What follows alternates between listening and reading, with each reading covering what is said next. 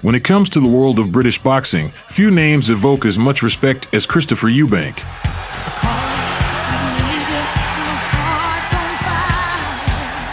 Eubank held the WBO middleweight and super-middleweight titles between 1990 and 1995, cementing his name among the best super-middleweights to ever do it.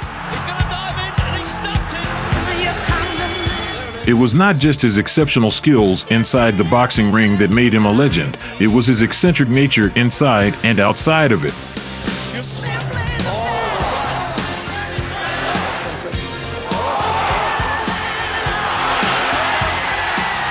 Over the decades, several boxers have put on a show, but Christopher Eubank didn't just put on a show, he was the show. This is Christopher Eubank.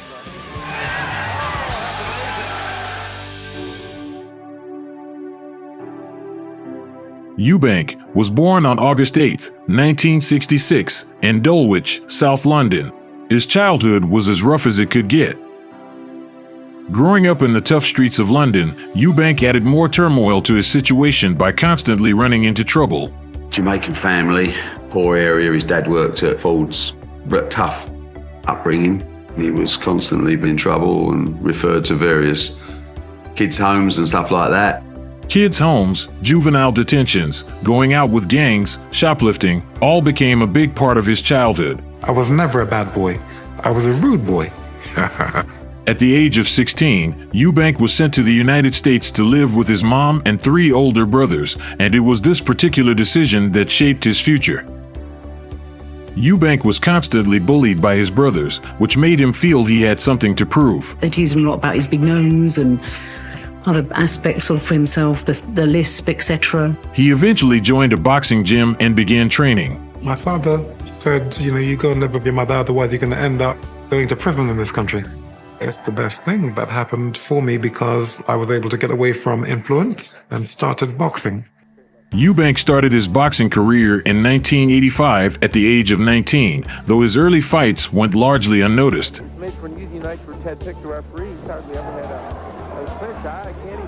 He learned to box in America, not here. And he has several fights in places like Atlantic City. So when he came over here, he could handle himself. One by one, Eubank saw off his opponent's unmatched self-assurance. While his boxing skills were evident, his swagger and confidence stole the show.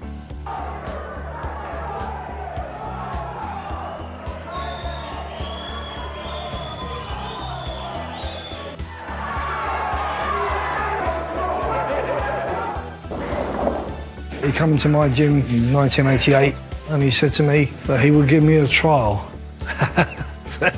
The rest is history. He got on well, Landing a good body shot. Now he's too cocky, fellas. Oh man, look at that left hand.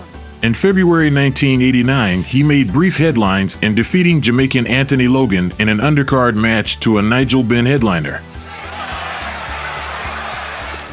Well, there's been a fair pace and there's been a lot of wrestling inside, which is certainly tiring. And I think Dave Parris, the referee, always got the decision. There it is.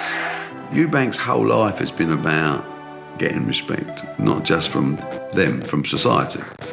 After a string of stoppage victories following a dominant 10-round decision over American gatekeeper/journeyman Randy Smith, Eubank captured the WBC international title in 1990 against Hugo Corti. Dominated the Argentinian. Chris Eubank, the compulsory 8 count. And it was a shame, really, for Eubank, but it happened near the tail end of the round. The right has Corti in trouble again. Later in the year, he knocked out Ronaldo dos Santos in precisely 20 seconds.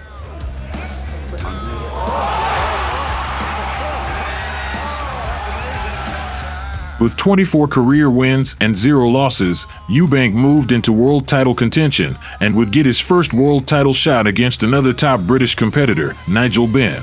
You know I can take your boy. You're petrified, and I know you are. Your boy's mine. It's done. On that particular night in question, I will show that I have what it takes. This man is nothing but he's the real hype. I come up the hard way. I did it for myself, boy. You had your time. Let's have some parliamentary procedure here, all right? Like Eubank, Ben was also on the rise, and he was dangerous, the kind of fighter who could knock you out in an instant. What you have here is a combatant intellectual boxer against the shallow-minded puncher. The pre-fight was as intense as they got. Both men had everything to prove, and deep down, they knew this could be their moment.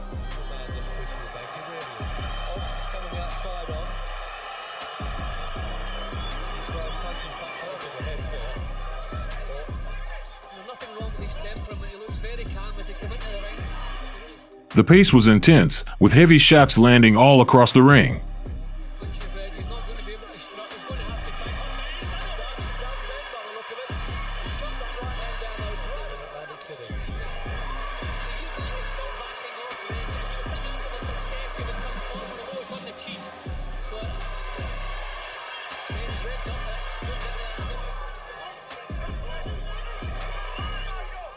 A quick count in the 8th round followed, as Eubank complained it was a slip. When he got back up, he wasted no time in showing who had the upper hand. Eubank stopped Ben in the 9th round.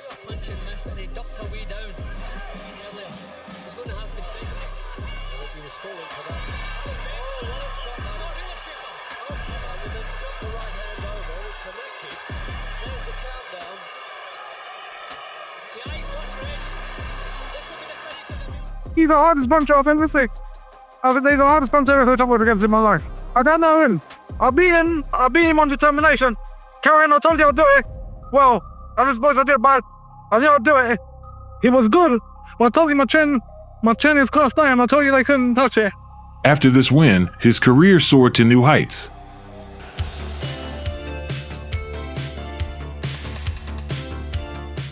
His world title pushed him further into the public eye, where he was able to fully showcase his eccentric personality. That's the World Boxing Organization title. I am the man. At this point, Eubanks was far from a fan favorite.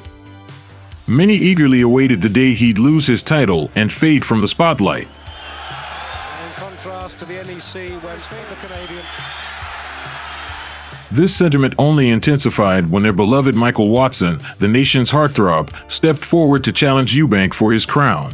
I am the man, and I will continue to be the man for as long as I am undefeated. I am the man. One of the super British fighters of that era alongside Eubank and Ben, Watson had stolen the headlines after defeating Nigel Benn in a battle of wits versus aggression.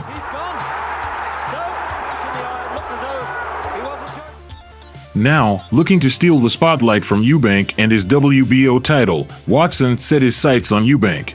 On my right-hand side, the challenger, nicknamed the Force, the People's Choice, Michael Watson. Watson, unlike Ben, had captured the hearts of British fans with his elegance in the ring and his humble demeanor outside of it. Chris Eubank has done nothing for the sport of boxing. All he's done is condemn the sport. And when I get him out of the system, I'm sure it'd be a relief to the general public. As the fight approached, the crowd's longing to see Watson dethrone Eubank was almost electric. He's simply an object of which I must get past to better my life, my standard of living. On June 22, 1991, Eubank faced Watson for the first time at Earl's Court in London. He's decided to stay in the pitcher's can. Like Eubank, he's not quite as comfortable as Ben. He's a little bit looser already. It quickly escalated into a full-on war, one that Watson seized control of. The difference in his attitude, good power.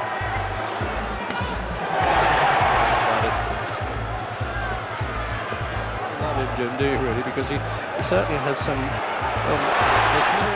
His precision, speed, and relentless pressure put Eubank on the back foot as Watson carved a path through the rounds with his sharp combinations and calculated aggression. Single punches are also a danger again. He gets his own chin out of harm's way. He is very good at what he does. He doesn't blame in boxing. Eubank seemed rattled, struggling to match Watson's intensity. A difference in Eubank's. He's got a cover up now, Watson. But even with his dominance, it wasn't clear if Watson had done enough to seal the victory. sense a little bit of puffiness. The other rounds were coming from Eubank. It is pretty close. See if Watson was... The fight stretched to the final rounds, with everything hanging on the judge's decision. Eubank just had a couple of little edge away from him that'll never be there again. Second to what? But this is... Still two. Eubank has answered Watson back now. It looks like it's going to be a victory for Watson still drumming out the punches. on his toes. Watson at the finish. He's sure he's won it. Too late for a knockout anyway, because the bell would sound. And there it is. In the end, a controversial decision went Eubank's way. His hands raised as a disappointed Watson stood across the ring. Many felt Watson had done enough to win the fight. The decision left a bitter taste in the mouths of fans and pundits alike, fueling the belief that Watson had been robbed of victory. The world clamored for a rematch, eager to see the two men face off once again and settle the score. After the heated first encounter, Eubank made the bold decision to move up to super middleweight, a shift that would bring him into a new chapter of his career. The rematch was set for the vacant WBO super middleweight title. The stakes had never been higher, and anticipation reached a fever pitch. You're pitiful. You lost the fight, right? You're kidding yourself. Do you think so? Yes, I know so. I'm very pleased to be involved in this fight. Idiot, that's what you are. Thank you. Thank you. I'm done with this press conference, man. Thank you. But no one could have predicted the shocking events that would follow, events that would change the course of both men's careers forever. The devil came knocking on my door last time out, and this time I'm going to tell him to go away, you know? There'll be no controversy this time. On September 21st, 1991, Eubank and Watson stepped into the ring for their long-awaited rematch. Come for Eubank. Right, ready to fire until about the middleweight suits both fighters. Now already the chance of Watson. Once again, from the very beginning, it was Watson who seemed to have the upper hand.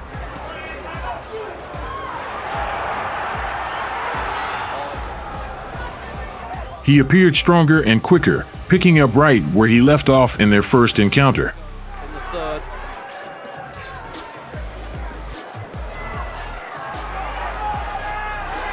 Good shot from Pitchud. He doesn't care what's coming back as long as his are getting home. He dominated the fight, controlling the tempo and taking command in nearly every round. Very good turn. Yeah, well, Watson's in trouble in the first half minute of the round, but once the pace slows that little bit. Obviously, Eubank seemed unable to find his rhythm, and the fight was slipping away from him. I'll say that for them. Punches are good quality punches. Eubank, not quite the quality we've seen earlier. In the 11th round, it seemed as though the curtain was closing for Eubank. A sharp shot from Watson landed clean, sending Eubank crashing to the canvas. It's got plenty of guts, Eubank. He's standing there taking the best. Oh, he's got him down there. But in a moment that seemed almost otherworldly, as if the boxing gods themselves had intervened, Eubank rose from the mat.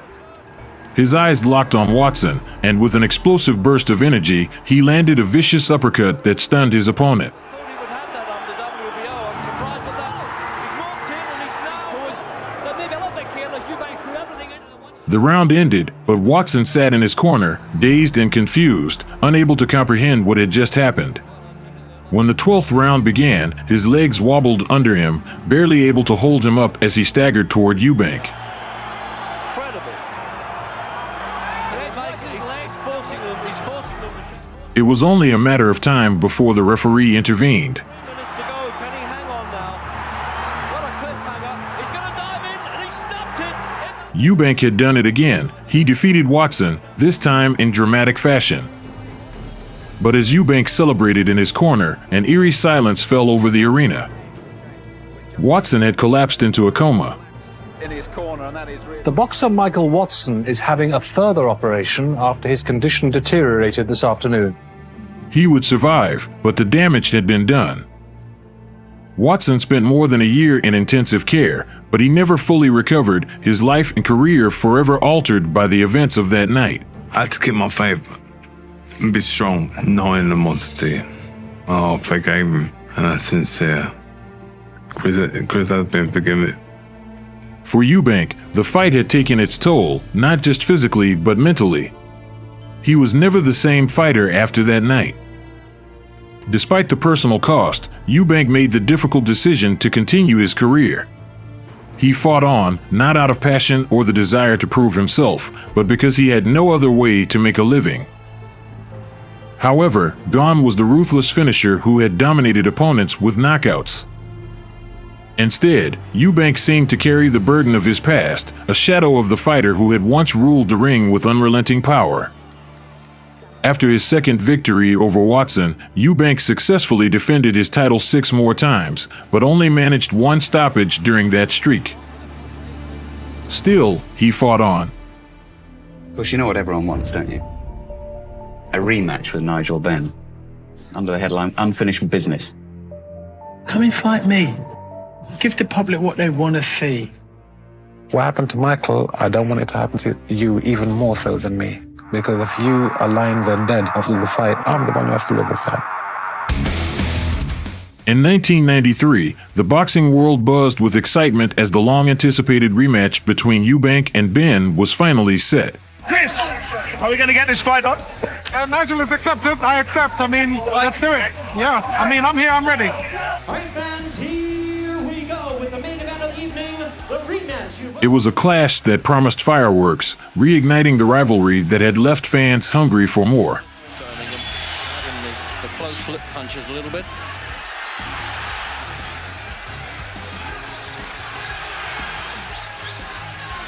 But Eubank now has the confidence of being a champion, and he started. Since their first encounter, Benn had transformed into a 2-time world champion and now held the prestigious WBC super-middleweight title. It's the sharpest we've seen Eubank now. See, Benn has to pay more attention to the defense. Quite as intense as the first battle yet. Interfere with the fight. The fight made history as the first between British world champions. Once again, it turned into an instant classic, with both warriors leaving everything they had in the ring.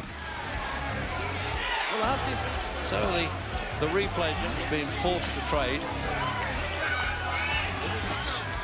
Oh, it's just the fact Eubank is starting now to put some step. A good right hand from Benn. He's sharpened up his boxing a lot, Eubank. He's said it this week, you're going to be surprised in my box. Oh, shoved him out. Blow after blow, neither man backed down, their determination lighting up the arena. Still trying to use the uppercut occasionally now, Eubank.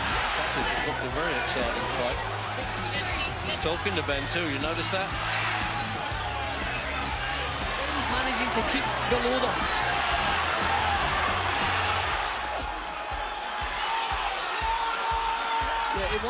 In the end, neither Eubank nor Benn could land the decisive shot to finish the fight. The fight was declared a draw.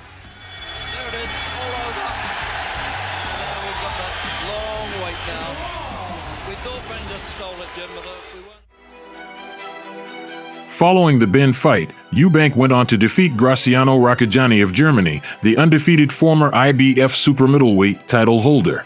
Beginning of round 6. Minute or so since the... There's Hail Mary written all over that uppercut. It's all over. After a split points victory over Ray Close and the King's Hall Belfast, Eubank signed an 8-fight £10 million deal with Sky Sports for contests in South Africa, Manchester, London, and Mill Street.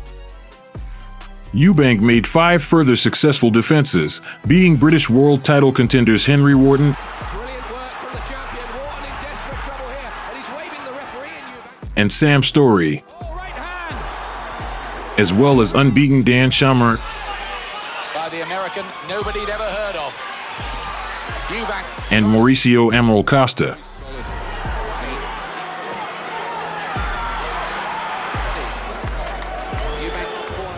I wanted to call the fight off. That's why I would call the fight off if I could now, because I'm going into unknown territory. The 43 fighters I've had in the past, I've always known what I was dealing with. I don't know what I'm dealing with tonight. I'm fighting someone who's mechanically orientated, and that is just an unknown area. It's not fair that I should be put into this situation. Round 1, 12 rounds, of course. In March 1995, Eubank's unbeaten streak ended against Irishman Steve Collins. Before he did, it only hit the glove of Eubank. But those punches from Collins goes with the jab very well indeed. Just that jab working.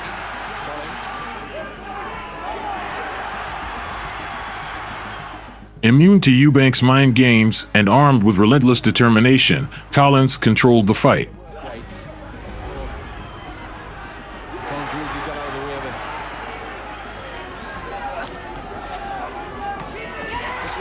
Eubank had his moments, but Collins never wavered. It's back in terrific style. And what a round this is. Look at Eubank.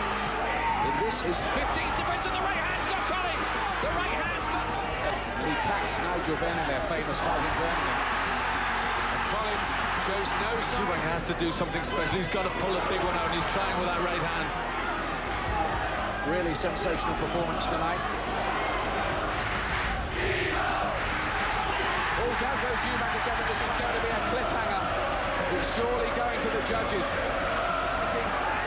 Really on instinct with the batteries going ever flatter.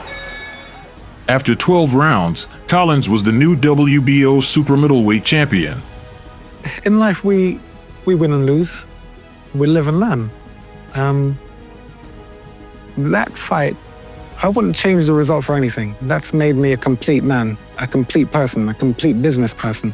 The message that he's sending out, that people are taking on board, you know, the Irish children who are going to be looking at Steve Collins and say, well, he beat Chris Eubank. How did he beat Chris Eubank?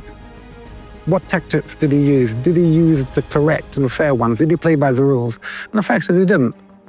A rematch with Collins took place in Cork, Ireland. I'm going to win ruthlessly. I will be ruthless with Steve Collins, and I haven't been this way in a very long time.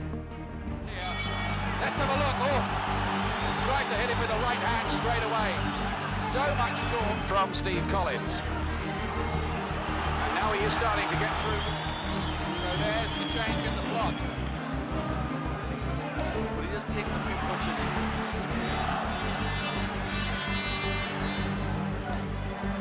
Has he elected to sit down? Set backs all the way to the chest. Right hand. I wonder if the referee will stop him for that. No words from us needed to Around the ring like this. Eubank now is looking to allow the knockout with every punch. That's a slip too. That's not a knockout. Here because he knew exactly what he had to do. Eubank is giving it everything. Again, Eubanks fell short, losing by a narrow split decision. After this second defeat to Collins, Eubank announced his retirement, seemingly bringing his storied career to a close. But in 1997, the call of the ring was too strong to ignore. Eubank came out of retirement to face rising star Joe Calzaghe for the vacant world super-middleweight title. Untried. Calzaghe is a very fast starter. 10 first round win. Left hand. Puts Eubank on the floor for only the... Eubank was knocked down twice and lost on points to Calzaghe, but saw his popularity rise as a result of managing to finish the fight against his more fancied opponent. 10th round. Calzaghe with a left hand counter. Eubank touchdown. With his... Eubank's talking to Calzaghe still. All the work coming from Calzaghe. Just stunned by one right hand. You felt there right towards the end. Eubank became extremely popular after he'd been beaten by Joe Calzaghe. And after those two fights with Carl Thompson, two terrible hidings, they loved him. After two more back-to-back losses to British boxer Carl Thompson, Eubank called it quits on his boxing career. Eubank was unbeaten for 10 years and 43 fights, setting a British record of 18 title defenses in the process. In many ways, glorious failure. It was wonderful to watch, Chris, but is it the end now? Well, As one chapter closed, another began. The reins were passed on to his son, Chris Eubank Jr., who has since made his mark in the ring. Showing flashes of the same tenacity and skill that once made his father invincible, the legacy of the Eubank name lives on in the world of boxing. Philosophy I have is you got to do your winning, you have to have done your losing. The man sees whether you can take a beating. when you're on top, you're okay. How are you when you're not on top? That says whether you cut the mustard. Yeah.